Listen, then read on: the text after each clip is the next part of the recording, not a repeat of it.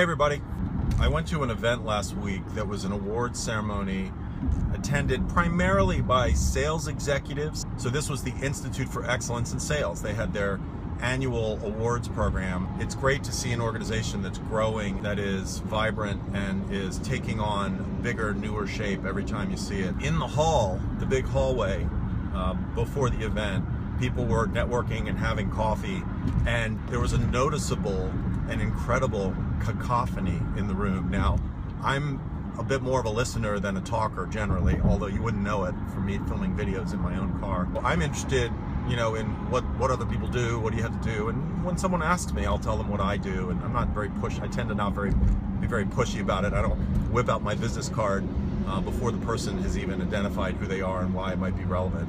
But anyway, the level of noise was, unbelievable. You could barely hear yourself think.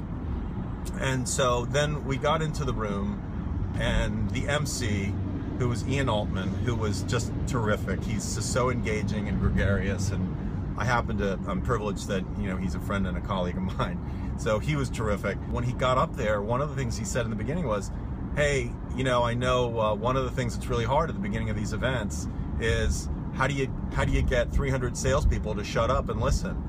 And it was funny, and I'm really glad he said it, because I had kind of been thinking the same thing. I'm in sales at some level. I started my career in sales.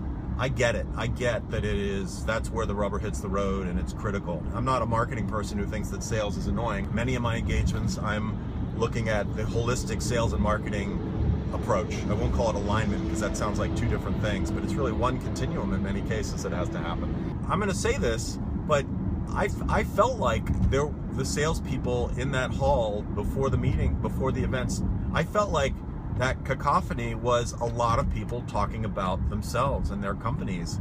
And obviously for every person talking, hopefully there's at least one person listening and not talking at the same time. I can't think of anybody who asked me what I did, okay? And that's fine. Maybe I'm not that interesting. That's okay.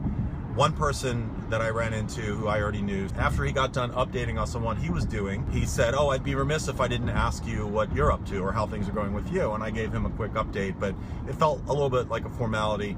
So it was just very interesting. I know it sounds like I'm judging it. Maybe I am judging it at some level, but I also think that is sales' job. Sales' job is to represent. There are times and places where they're supposed to listen to the customer and formulate a sales strategy or how to present or position something. But I would say most of their job is talking versus listening. It's representing what they are paid to sell. And there's nothing wrong with that. I was glad to see that the sales voice boxes are alive and well. Everyone's voice was in good tune and very full. And I was really glad to hear Ian Altman, the MC, kind of lightheartedly point out what it's like to be in a room full of salespeople. So that's all for now. I'll keep you posted.